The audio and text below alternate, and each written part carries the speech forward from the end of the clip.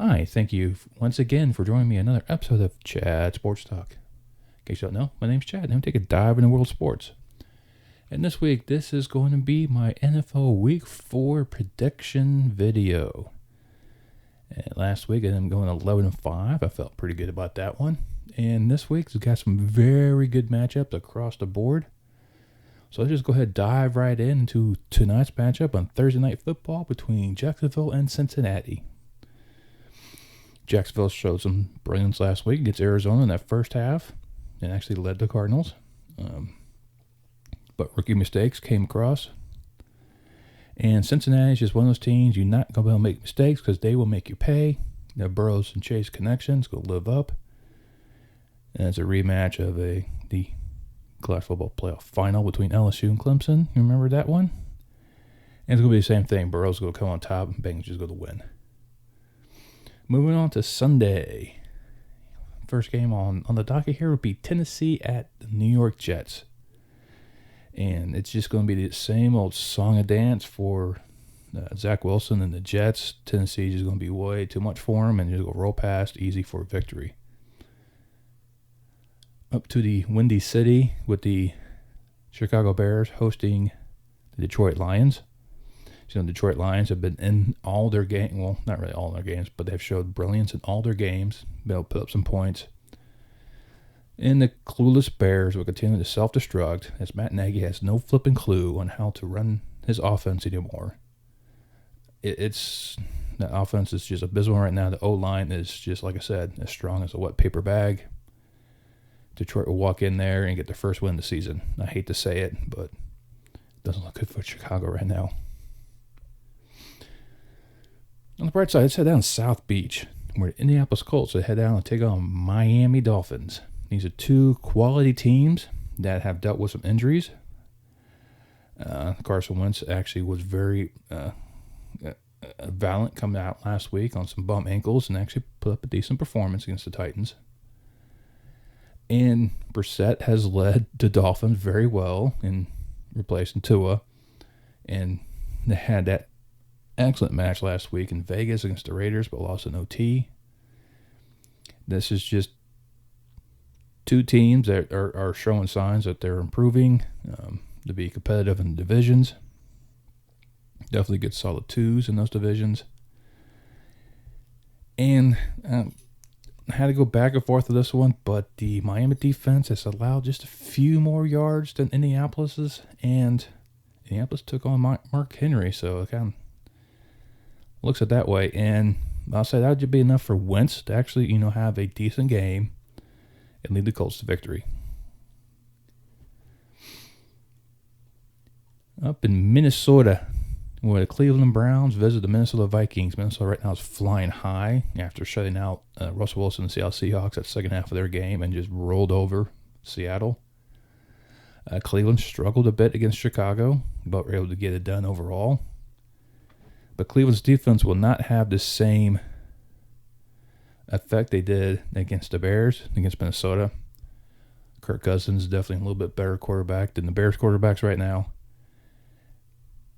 And, well, this time I'm not going to pick against them. I'm going with Minnesota, knocking off Cleveland. Down in hot Atlanta, in the ATL, the Falcons are going to be hosting Washington. Now, Washington right now has not been living up to hype on the defensive side of the ball. Their offense is actually performing better than their defense, and they're using Heineke instead of Fitzmagic. So, things are a little backwards right now in Washington. And Atlanta is one of those teams that's been struggling, but have been able to do some drives and actually did enough in New York to beat the Giants. And right now, I don't think the Washington defense is going to step up as of yet. I think they found ways to contain, or teams have found ways to kind of counter Chase Young. And until they do that, I still say this is like a 50-50 matchup between these two. I mean, this one could go either way, I really think. Atlanta's not that good, and there's Washington. And trying to pick a winner between these two is very difficult, but you have to pick one, and I'm going to side with the home team and the ATL. Houston would then travel up to Western New York to take on the Bills, and this is not going to be another pretty game. Texans just won't be able to contain Josh Allen. He's going to do some damage as well. I mean, Lovie Smith will have the defense fired up, so it won't be as bad, or he won't put up as much as he did last week. But I still say the Bills are going to stampede for another W. Down the Big Easy, it'll be the New York Giants visiting the New Orleans Saints, and it's going to be which New Orleans Saints team is going to show up? Is it the one that destroyed Aaron Rodgers? Is it the one that kind of flopped against Carolina? I mean, or is it one that struggled for victory up in New England? It's really hard to determine. I think if Winston continues his truck of what he did last week and not throw a pick, I think he should be moving in the right direction. There's just too many offensive weapons the Saints have not to count them out. The G-Men's just been unlucky in all their games. I mean, Daniel Jones has been a decent quarterback.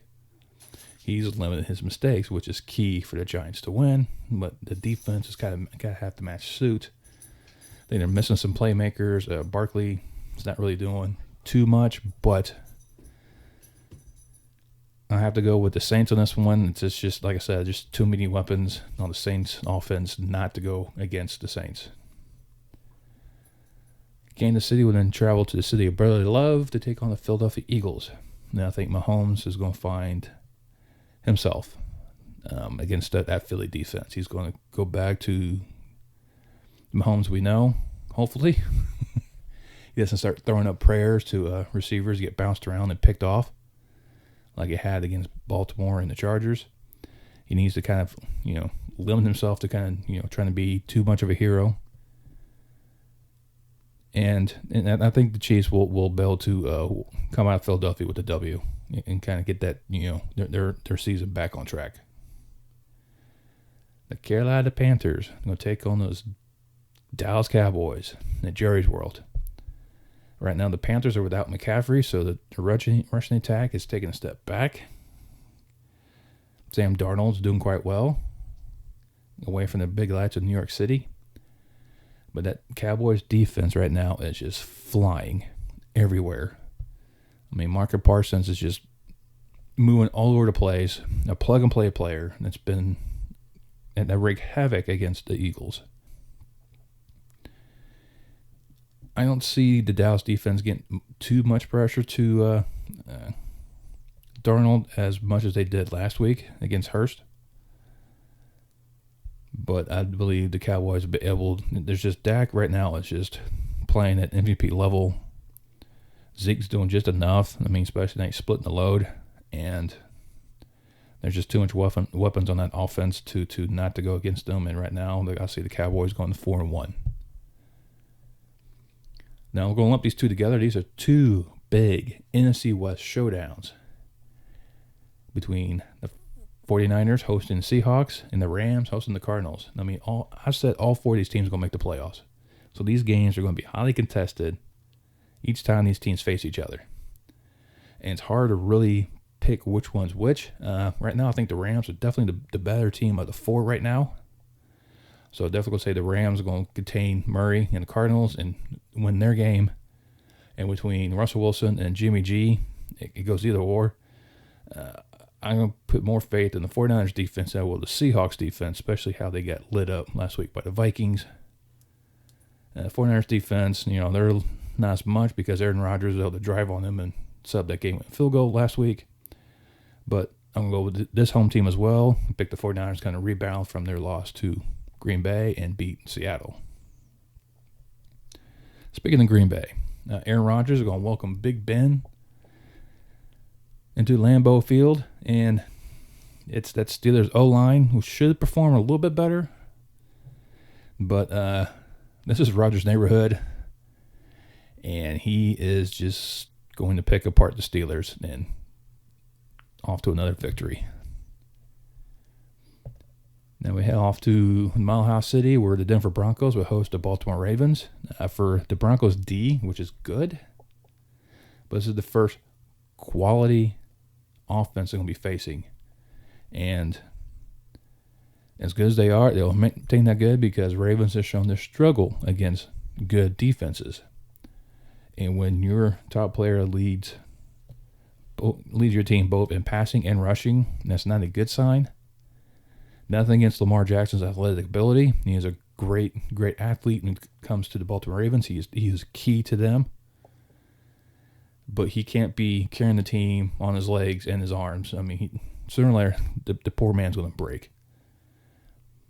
So Baltimore definitely needs to find somebody else to start running the rock to kind of balance the load away from Lamar Jackson. But with that being said, this is still a very Denver's offense is actually performing quite well under Bridgewater, which is a good sign. And I think to continue, the defense for Denver is going to help them win against the Ravens. Sunday Night Football. This is the game that all the media is just hyping on about. As the Tampa Bay Gronkaneers go into Foxborough to take on the New England Belichicks. And goat versus goat. Who's going to win? Who's better? Who's reason for whose success? I mean, the narrative is going to go on and on and on. And as much as these two kind of deserve it, because 9 Super Bowls, 6 victories, I mean, who else will have that ever? I think no one. But it's just, these are two different teams right now. Tampa Bay is built very differently than New England. They got very good defense, better than New England's. Their offense is performing very well, better than New England's. And it's just going to be Tom Brady. He's just going to walk into Foxborough to his quote-unquote homecoming and leave with a victory. I mean, I don't think there's nothing that the Patriots going to do to be able to stop them. You might see a little, friendly reaction between Tom Brady, Gronkowski, and Bill Belichick. That's about it. Then off to Monday night, the game of the week. The Las Vegas Raiders taking on the Los Angeles Superchargers in the bright lights of SoFi. These are two quality teams right now in the AFC West. Performing very, very well. Las Vegas is undefeated, which no one saw that one coming. The Chargers right now 2-1, and I said they will be right there nipping at the Chiefs' heels. So Chargers basically where I figured they were, definitely not Las Vegas. It's just these two teams are just great. Vegas could be easily 1-2. I mean, they had 2 victories in overtime. The Chargers could be 3-0. I mean, if it wasn't those penalties against Dallas, who knows? It'd be a different story. So it's definitely one of those things. But I think once again, penalties are going to hurt the Chargers, especially in scoring plays and getting close to the putting some points on the board. Las Vegas right now is doing a very good job. Derek Carr specifically doing a very good job of passing the rock around. Not targeting one person, but hitting everyone, which makes it a little harder in defense to figure out who to take away because everyone's contributing. Everybody's ever going to put his numbers as well, but it's going to be a very good defense he's facing. But he's put some decent numbers against other defenses like Dallas's, Washington's. So I will say that Vegas will go into LA and leave with a victory. Well, those are my picks for week 4. Leave a comment down below. Let me know what you think. And once you do that, make sure you can hit that like button for me. Give me that thumbs up. Share the video if you wish. And then you can also subscribe. Once you do, you can hit that bell notification. Let you know next time I post a video. And I'll see you tomorrow with my predictions for the college football. And I'll see you next time on Chat Sports Talk.